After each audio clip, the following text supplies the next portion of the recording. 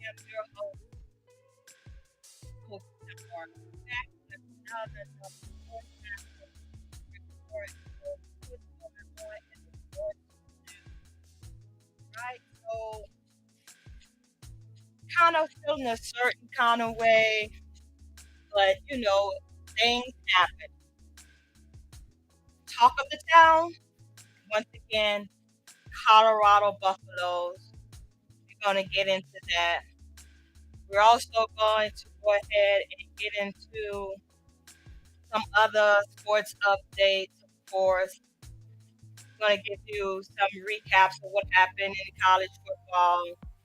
We're going to also let you know what's going down in NFL, what we can expect today. Also going to talk about my fantasy football teams, right? And then we're going to talk about what happened in track and field, some world history being made, and also just give y'all a little sprinkle about the women's basketball. So, I can't cover everything. There's so many big stories in the news, and, can't cover everything. I just want to be consistent. Sorry I couldn't get here at 10 o'clock, but hey, I'm here at 11 o'clock. I wanted to make sure we was right. And so, with that being said, we're going to go ahead and get into our first story. And once again, thank y'all for being here.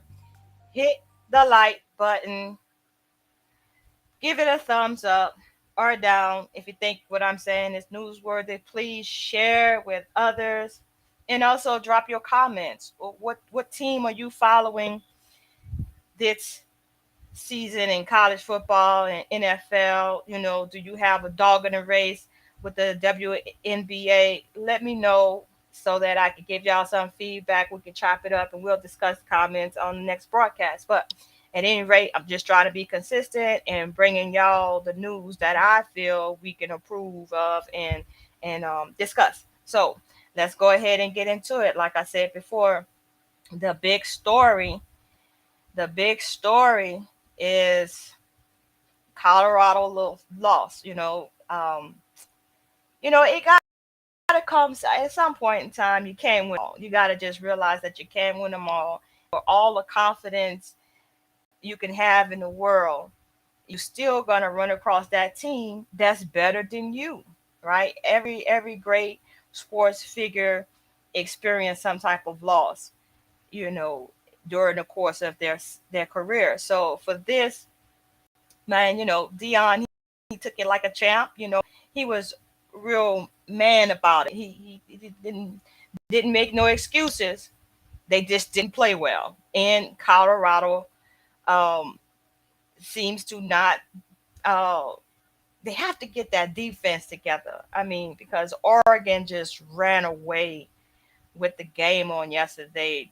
Based on the reports I've in the highlights I've seen, they just kind of ran away with it. So things like that happen. But I want to go ahead and read the story, how it's playing across the sports realm today.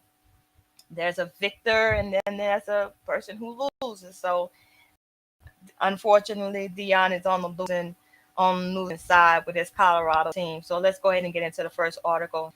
It says here, coming from Yahoo Sports News. I guess I better do this thing here. Hold on, y'all. Y'all know I try to just keep the channel protected. We don't want no strikes. We don't want nobody feeling a certain kind of way because we reading their information, but it's public information. But we just gonna go ahead and do some housekeeping and go ahead and do this right here.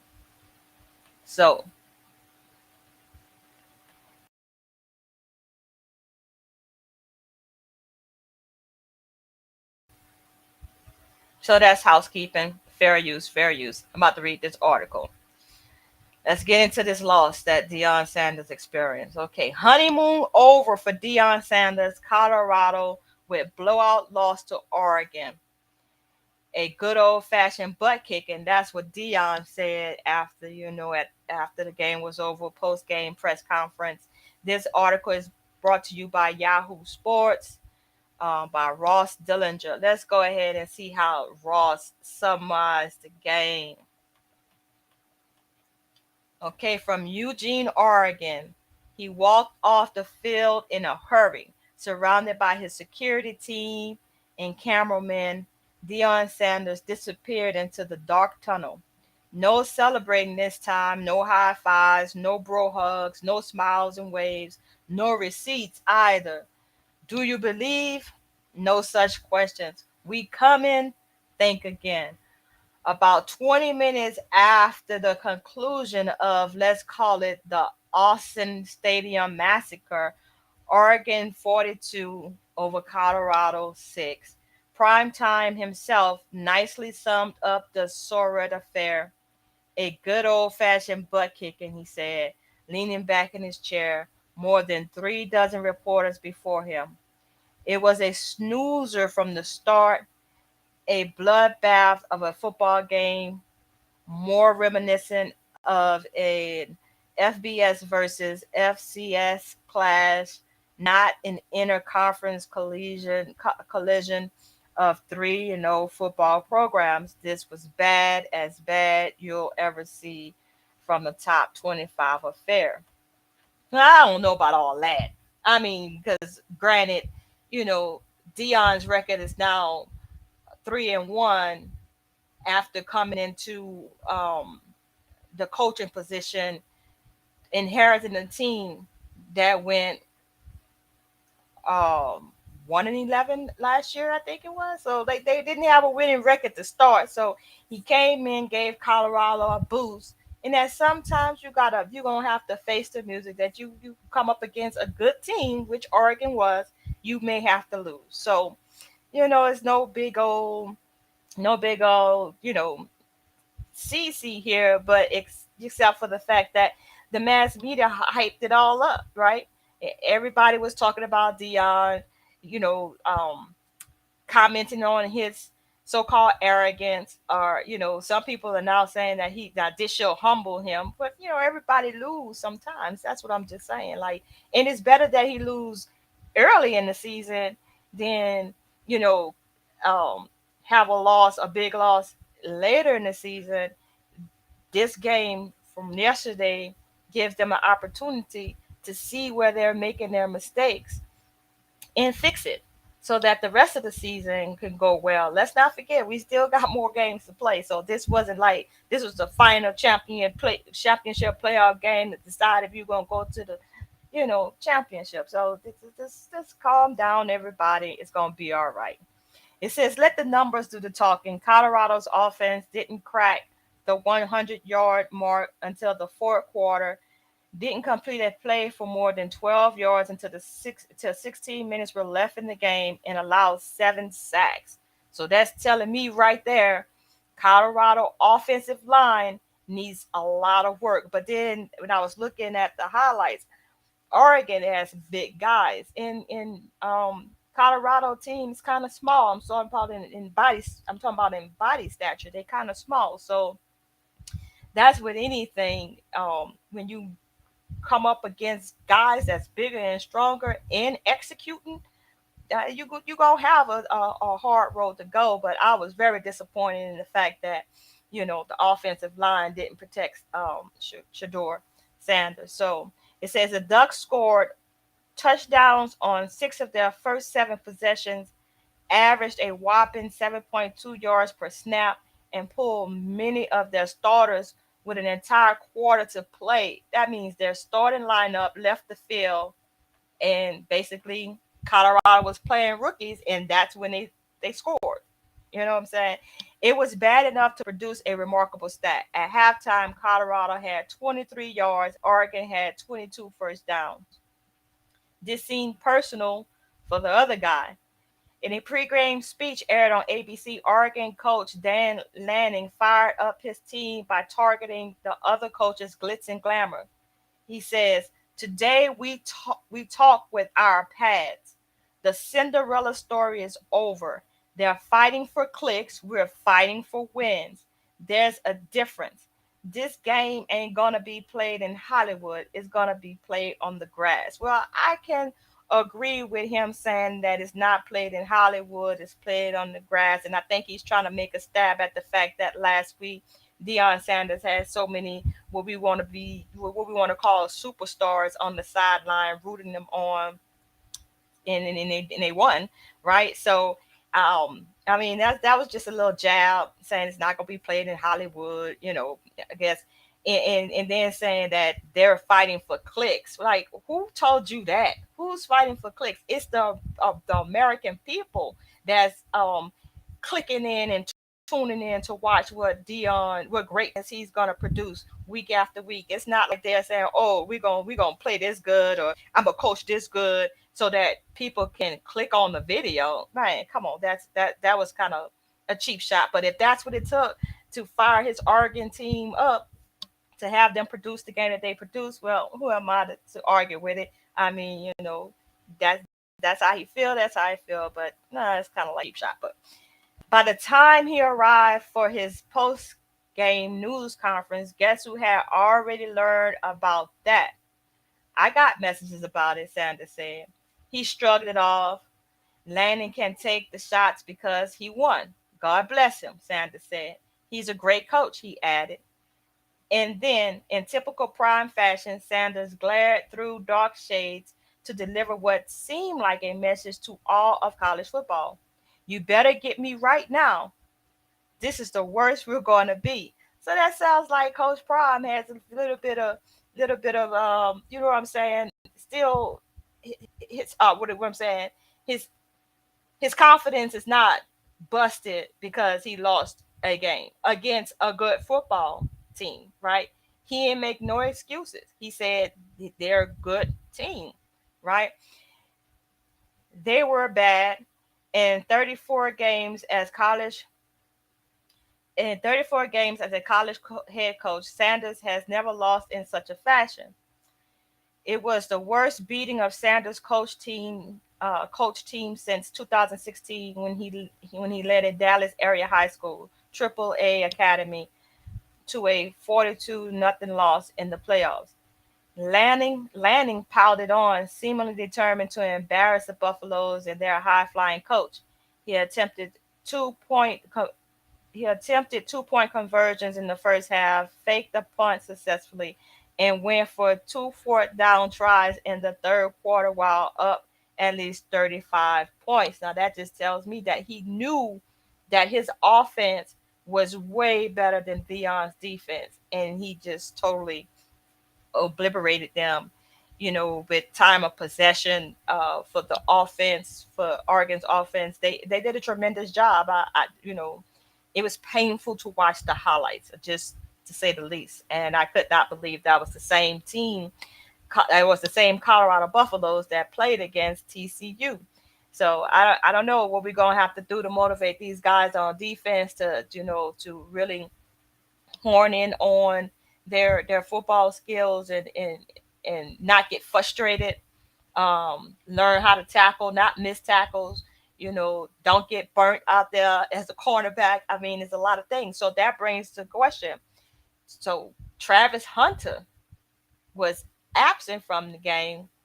Could that be why Colorado couldn't get anything going on offense and the defense was kind of, lame, right? Because remember last week Colorado didn't, smash it, right? It was a nail biter game down to the end.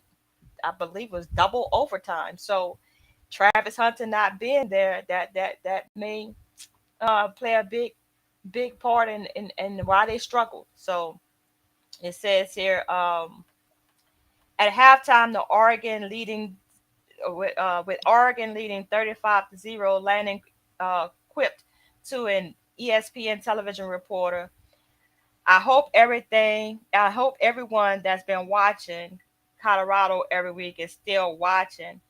Even Puddles, Oregon's costume mascot, Needle Coach Prime, he entered the stadium donning a white cowboy hat and gold sunglasses. Man, these people, they do the most. That's okay, Sanders said afterward. He asked for this, right? So he not, making no excuses, right? So teams are trying to beat me, he said. They aren't trying to beat our team. That's what it really is.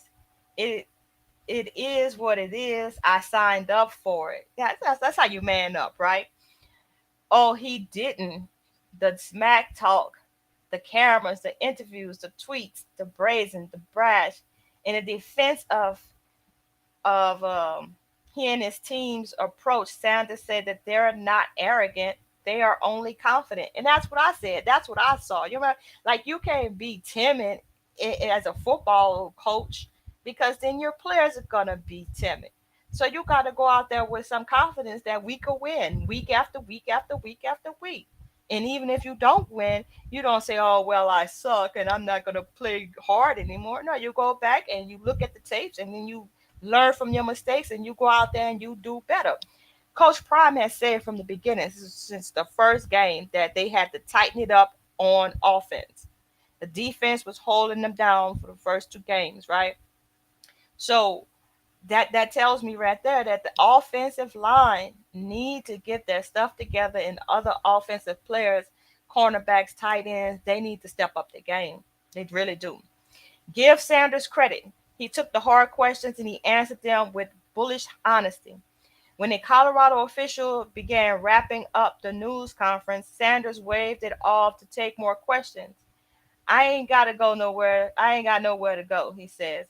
He described his team as playing like hot garbage, talked of evaluating coaches, reassessing every position, and bemoaned the blocking, or lack thereof, for his quarterback and son. That's what I just said, Shedeur Sanders.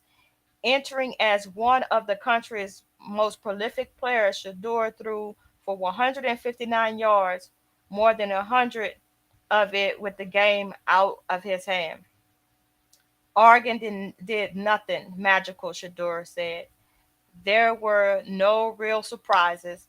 This wasn't a scheme thing. It wasn't a talent thing either, Deon said. So what happened? They got out our quarterback. They got to our quarterback. The coach said, "We get to our quarterback. You get to our quarterback. It's a wrap." That's because Colorado struggles running the ball, which was evident in game one. TCU, I said they don't have a running game, and when you don't have a running game, your passing game is gonna struggle. It was a bugaboo. It was a bugaboo during a 3-win start to this year that came to roast at Austin Stadium in front of a rocking 59,889 people, fans, whatever. Almost 60,000 people came to watch this game, not counting everybody who watched online, right? The Buffs look discombobulated without their two-way star Travis Hunter, out for the last two more, at least out for at least 2 more weeks while recovering from a lacerated liver. Shedeur waved off the impact of Hunter's absence. "It's not why they lost," he said. "Deon thinks differently. He's the best throwing football player in the country," Deon said. "It's like you writing an article and your pen is missing." Maybe Colorado needed this humbling. "No," the coach said. "That's like saying you needed a car wreck," he said. "It's like saying you needed that. That's stupid. But maybe it's time to quiet the talk. Maybe it's time to cut off the cameras, to shut down the documentary following Prime's every move. Not a chance. One loss doesn't change a man, and maybe it doesn't need to. In fact, next Saturday in Boulder, the Stars will maybe be out more than ever. The Buffaloes host a team with more glitz and glamour than even themselves, the University of Southern California Trojans. There's no time for pity party, Sanders says. No time to sulk, no time to cry. Get your butts up, he said. He told the team, and let's go. And then in a flash, out when out he went from within the trailer that served as a visiting news conference location, out into the chilly Oregon air, out to his many admirers, even Ducks fans straining to get a glimpse of his every move. "Prime, Prime," they yelled toward him, a camera crew in tow, and a butt kicking behind him. So yeah, that's it. So I wanted to bring to y'all this video by one of my favorite sports analysts. Mr. Self Talk himself. And if you haven't subscribed to Self Talk, I want you to go ahead and go over to Self Talk and subscribe. He gives very good commentary and brings you up to date news stories on over there on YouTube. So give him a thumbs up and make sure that you subscribe and hit the notification bell to be notified when he drops another video. So with that being said, let's go ahead and listen to how Self Talk broke it down, all the pre-game hype, and then the post-game response from Coach Prime. Here we go. The Cinderella story is over, man. Right? They're fighting for clicks, we're fighting for wins. There's a difference. Right? There's a difference. Right? This game ain't going to be played in Hollywood. It's going to be played on the grass. Right? It's going to be played on the grass. So it's looking like Dan Lanning, the Oregon coach, is finally one of the coaches who talked some stuff, and he had backed it up, man. Remember, before leading up to this game, Dan Lanning, he was throwing out a lot of shade at Coach Prime and his Buffaloes team. And I would like to give you guys the full breakdown of everything leading up to that. Just like how I did a breakdown breaking down the beef between the Colorado State team and the Colorado Buffaloes.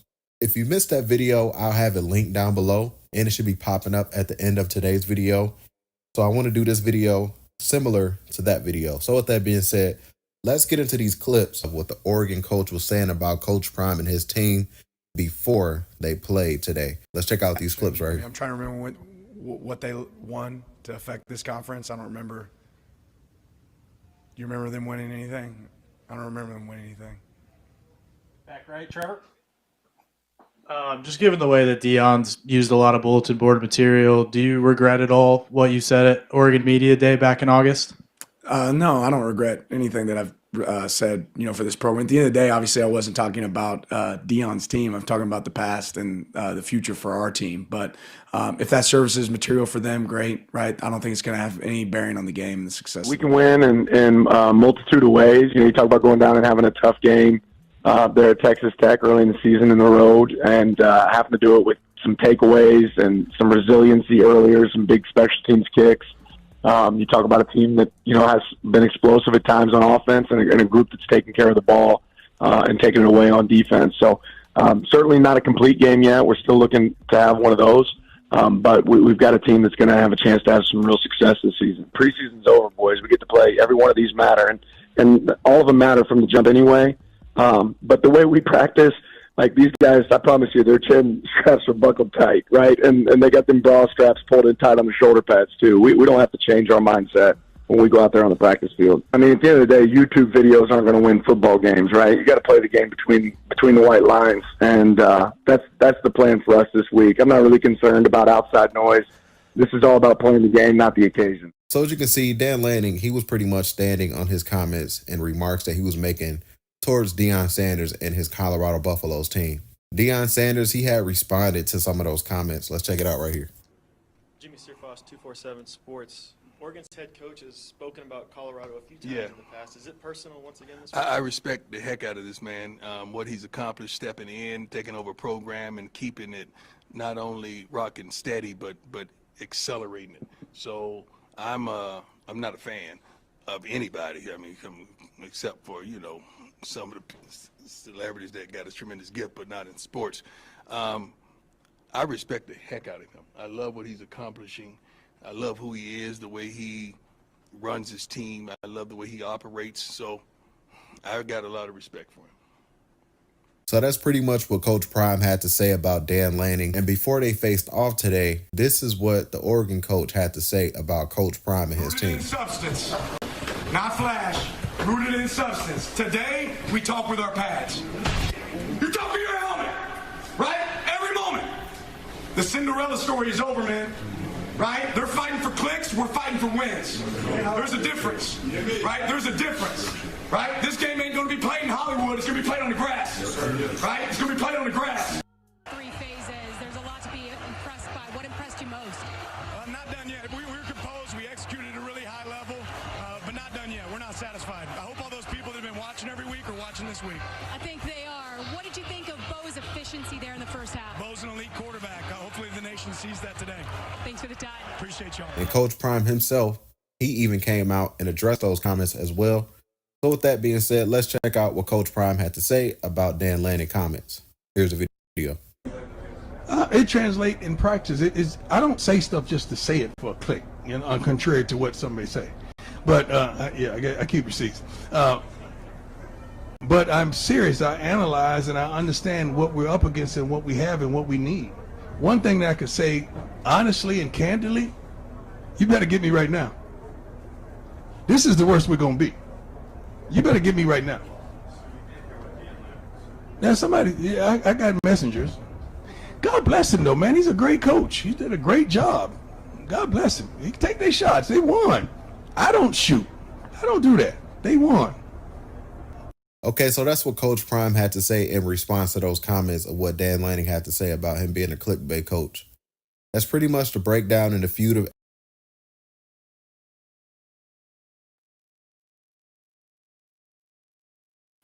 All right. So pretty much everybody heard what Coach Prime had to say. The question is, will he make a comeback? Will he win in the next episode? Y'all stay tuned, and Achoti Speaks will bring you the news because I'm following that team very closely. But in other college sports news, right, we have some more college sports news to talk about, and make sure I get the right one up. Right. Here we go. Let me share my screen. Give y'all some scores from yesterday. Let me see here. Some scores from yesterday.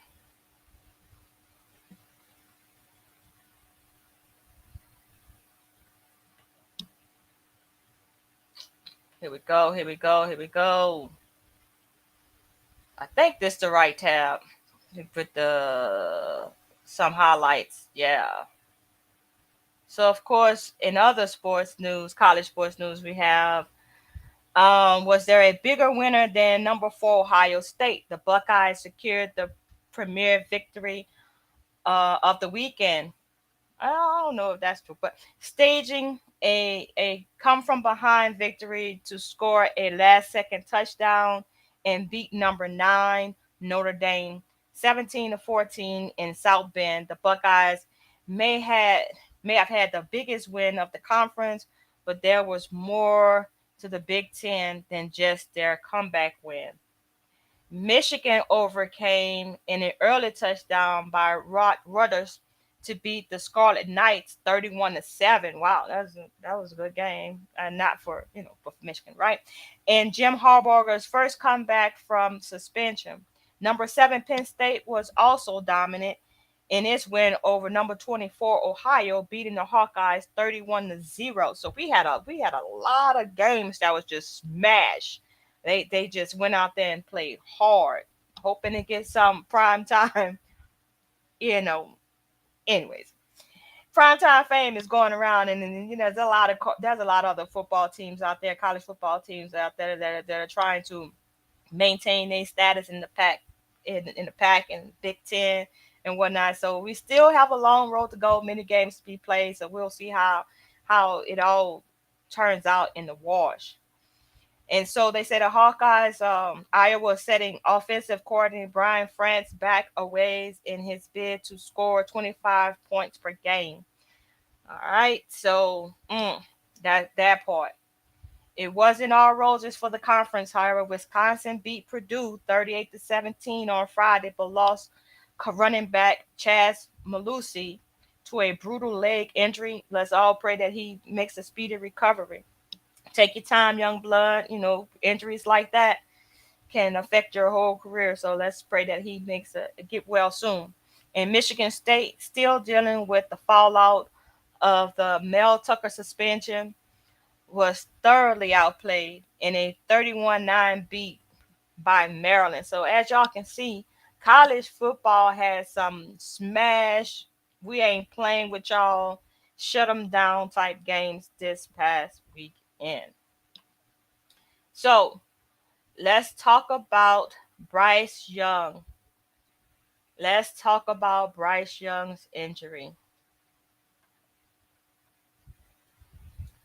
So the Panthers quarterback Bryce Young suffered an injury. And let's see what they have to say as far as an update. For sports fans, few things are more exciting than watching a young player burst onto the scene. In those early days, there was nothing but potential.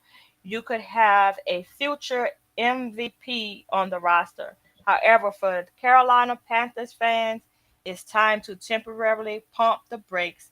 Their star rookie quarterback Bryce Young is currently sidelined by an ankle injury. Let's pray for him to get well soon too. What's actually affecting the signal caller, and perhaps more importantly, when can he be expected to return to the fold? Well, we're waiting to see. While NFL teams do issue injury reports, they're not always the most helpful. Knowing if a player is questionable, for example, can give you some clues, but those designations can change over time. Out, however, is unequivocal. And on Friday, we finally reached that point with the Panthers quarterback. Young missed practice earlier this week, and it was expected that he would miss week three's date with the Seattle Seahawks. As of September 22nd, his absence was made official. Young's injury is being called an ankle sprain for those keeping track at home. So I don't know if you guys know how he got hurt, but we'll just run through it real quick. No clarity of when or how, Carolina head coach Frank Rich said, according to Panthers Wire. To Bryce's credit, just played with an adrenaline and a competitor in here. Listen, every player, probably everybody here at some point has kind of worked through a sprained ankle and different kinds of sprains and all that stuff. But my take is that, like, if you're injured and you continue to play on that injury, you're only gonna make it worse, right? So I say get to the sideline, get worked on, and pray you heal in time instead of aggravating the injury. There's always another game. We're young in the season, so we shouldn't rush things like this. An ankle sprain can be very take a long time to heal. All right. So it says, will when Young return? Even in the best circumstances, it can be tricky to put an exact timeline on the injury. Everybody's body is different and recovers at a different rate. When you're talking about an ankle injury, things can be even harder to predict when it comes to running away from an oncoming pass rusher. After all, even the tiniest twinge can be a problem. And that's what I'm saying. Like, oh, to all the athletes out there, man, just take care of yourself. Make sure that you're not, furthering your injuries. Cause wow, man, like you could heal in 2-3 weeks and be back to complete the season. But everybody, they want to be in the game. They want to make a difference in the game for their team. But sometimes you got to just slow down and take care of your body. So everybody know that I have NFL two fantasy football teams on schedule to play today. I think I had one player play Thursday night football. But let's check out my fantasy football team and see how we're lining up today. Let's go with the NFL. No, let's go ahead and go with the Yahoo fantasy team. And this episode right here is still dedicated to Big Truck Driver, our league manager. And so this is my league right here. My league manager is still in the hospital. I want y'all to pray for him, pray that he gets better so that he can get back to doing what he does best, and that's managing our fantasy football league, Isaac's Dandy League. Please keep him in your prayers. And so, as y'all can see here, today I'm lined up against the number fourth ranked league, a team in the league. I'm holding it down in the third place position, but they have me slated to lose this week by let's say about 10 points. However, last week my team really surprised me. My I believe it was my wide receiver had Ryan, he picked up a lot of points for us, right? So and I came out victorious. I mean, woo! It was a really big win for me, right? So this I have starting lineup here is Jalen Hurts. I didn't have a wide receiver to swap out for Brandon because you see that he's listed as. Wait, hold up, let me share this tab. My bad. All right, so should be sharing the screen now. So I didn't have a wide receiver on the bench that was good to go. Deontay Johnson, he's still on injury reserve, right? And so I couldn't swap him out, even though he didn't play, obviously, in that game against New York Giants, right? But today's starting lineup, I have Jalen Hurts. He's going to play on Monday, and then I have Mike Evans playing on Monday. I got at running back Rodamar Stevenson playing with New England against the New York Giants today, and they're probably playing right now. It says 10 a.m. on Sunday. I have running back James Cook with the Buffalo Bills playing. I have Evan Ingram today. DeAndre Swift plays on Monday. And so that's my team. So they're predicting that I'm going to lose to Spank-a-Dank. So we'll see if Jalen Hurts just keep humming that ball down the field. We'll see what my defense going to do. My defense for today, I'm going with Baltimore as opposed to New Orleans. So y'all know if it. Let me know if I should switch that. You know, I don't know. I think Baltimore is going to do their thing over Indianapolis. So we'll see. We'll see. So that's that team. Now here is the NFL fantasy team, right? Let's go. Let's go. Let's go. So last week it was a blowout. I went up against Aaron and I beat him 130 points to 88 points. And this is what they say the recap was, right? NFNC Sports hands late beating to Aaron establishes early season dominance.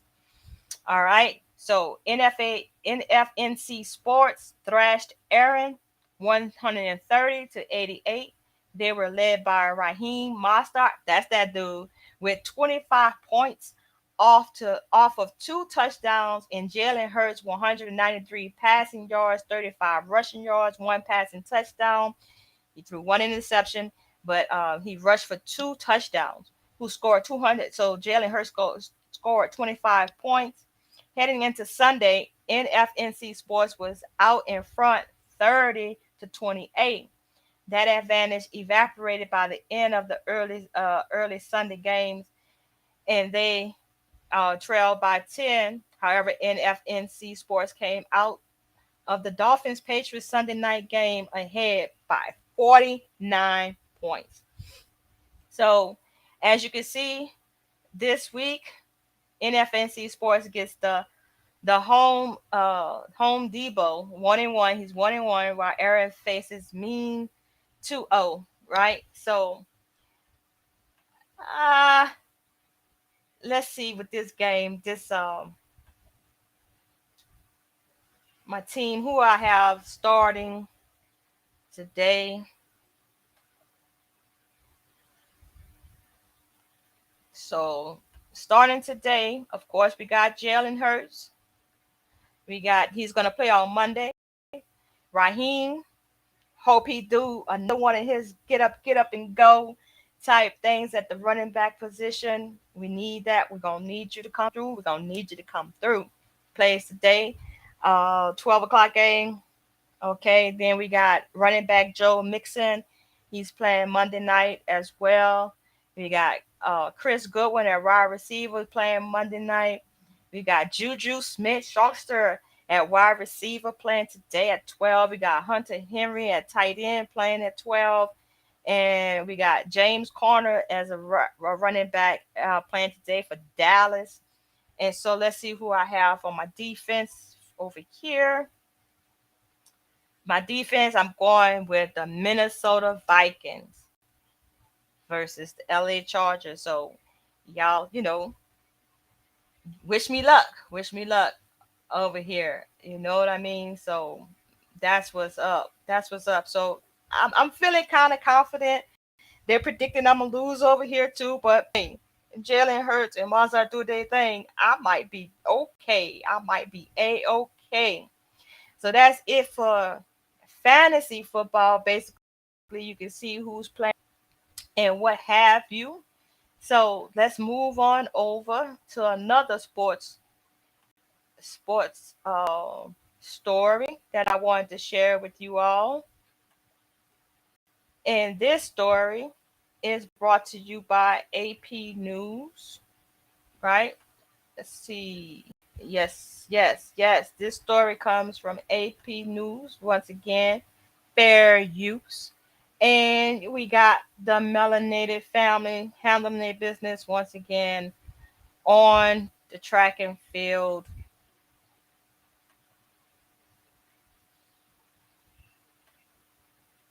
All right, so it says Tijet Asefa shatters the women's marathon world record by more than 2 minutes in Berlin. Story family. I think look at the melanation, just the victory, the power. You know, you can't lose with the skin we use. Yes, yes, yes. So it says Berlin Tijet Asefa, and I pray I'm pronouncing her name right, broke the women's world record by 2 minutes Sunday at the Berlin Marathon as Eliud Kipchoge won the men's race for the fifth time but couldn't break his own record. Ethiopian runner Asifa, the winner in Berlin a year ago, ran the race in 2 hours 11 minutes 53 seconds to break the previous women's record of 2 minutes 2 hours 14 minutes 4 seconds set by Kenya's Bridget Koski at the Chicago Marathon in 2019. Asifa sank to her knees after crossing the line and raised her arms, then celebrated with the flag of Ethiopia.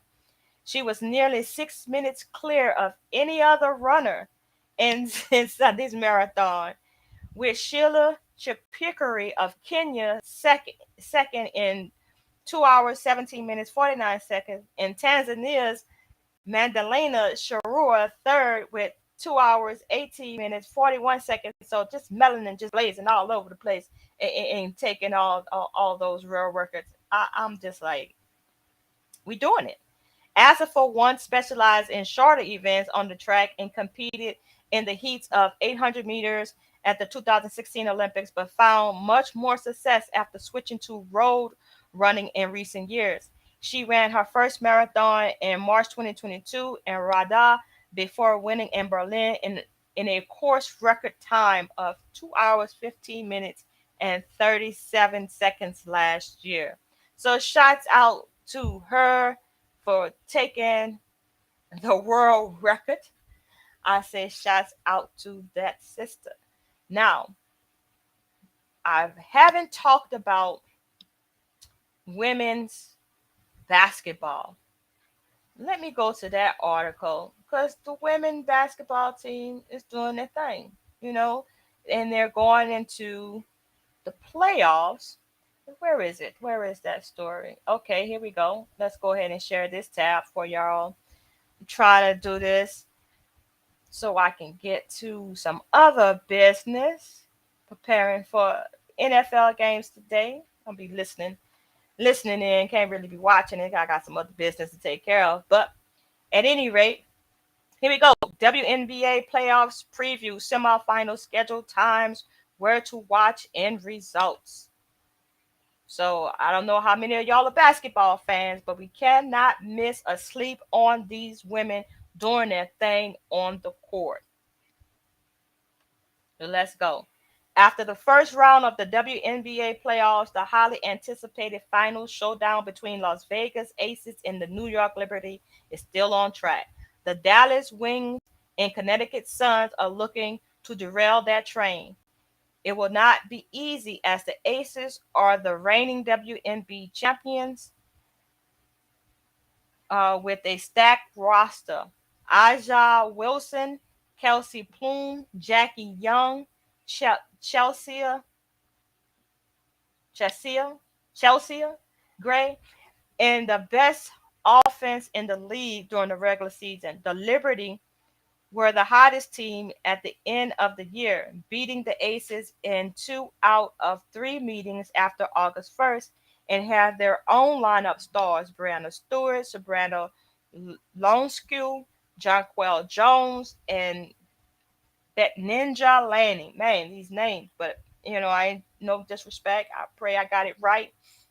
They said, let's take a look at the WNBA semifinals. A dozen of WNBA teams play a 40-game regular season, with the top 8 advancing to the playoffs. The first round is a best of 3 that just concluded, setting up the best of 5 semifinals starting September 24th. That's today. And then the WNBA finals beginning on October 8th. So don't sleep on the women's basketball. Try to find a station or a channel that's putting it down and bringing it to you all. And of course, I'm going to start giving you all the results every Sunday, hopefully at 10, but if not at 10, definitely 11. I'm trying to stay committed to that because every once in a while you just need to take a breath and do something fun. And this is NFNC Sports, and we got to keep it light. Keep it light. All right, so WNBA playoffs first round results. Las Vegas Aces beat Chicago Sky 2-0. Um, New York Liberty beat Washington Mystics 2-0. Connecticut Sun beat Minnesota Lynx 2-1. Dallas Wings beat Atlanta Dream 2-0. All right, so that's when I say 2-0, that's where they are in the playoffs, right? They've gone 2 games to their none, right? So then WNBA playoff semifinals.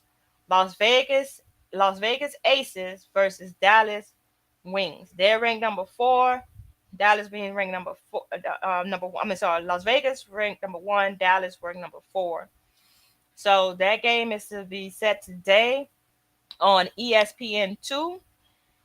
Um, that's game 1 starting today at 5 p.m. on ESPN2. Game 2 is going to be on September 26th on ESPN. Dallas, when they play game 3, Dallas on September 29, ESPN2, and then at Dallas, ESPN on October 1st. Game 5 at Las Vegas, October 3rd at ESPNU. So it says here that this is a touch matchup for Dallas, starting with Ajay Wilson, who was just named WNBA Defensive Player of the Year for the second straight year and is a serious MVP candidate. However, in the regular season meetings between these teams, it was Kelsey Plum who shredded the Wings, averaging 23 points a game, shooting 45.8% from the three, and dining out 5.7 assists a game. The Wings don't have a defender who matches up well with Plume, which could be the difference in the series. If the Wings are going to pull the upset in this series, they need a strong defensive series from guards Arek Angaboroli and Crystal Dangerfield to slow Plume and the Aces guards. The Wings offense has to be efficient to slow the Aces lethal fast break. They have to be strong on the offensive glass, again, to slow the break. And Ogon Bowali needs to have a breakout series. Dallas is an outstanding team, and it will show in this series, but this is a tough matchup for them. So that's The highlights, we got New York Liberty, ranked 2, versus Connecticut Suns. 3, their game starts today, and they have the same type schedule, the 24th, 26th, 29th, October 1st, and October 3rd. That October 1st game actually is going to be on ABC, so everybody will have a chance to see that at 3 p.m. on so that's going to be interesting. So they say the player to watch is Alyssa Thomas. The Connecticut forward is one of the front runners to win the MVP, but New York bottled her in meetings this season. If the Sun are going to pull the upset in this season, Thomas has to be the MVP. On the other side of the ball, the Suns' top 3 defense has to bottle up the Liberty's Jonquel Jones, who torched them during the regular season to the tune of 19 points a night and 61.9% shooting. The other thing in the Liberty's favor is that they are a much better and much more willing 3-point shooting team. And if New York rains threes in, this series will be tough on Connecticut. So that's it for the WNBA sports news. We covered a lot, and it's my pleasure because I love watching these sports stats and bringing it to you as I see it. Let me know what y'all think about these stories. Though I know I got some other sports fans out there in this YouTube world who don't get a chance to let their voices be heard. I give you that opportunity by giving a thumbs up on the video or down. If you don't like my commentary, you can give it a thumbs down. But if you like my commentary, give it a thumbs up. Also, share it if you think it's newsworthy. And then also subscribe if you haven't already. And drop a comment. Let me know how you think I'm doing on bringing you this sports news and updates. So, as usual, family, join me again next Sunday to bring you more updates on news that you can use, all things sports around here at NFNC Sports Sunday Wrap Session. And that is a wrap.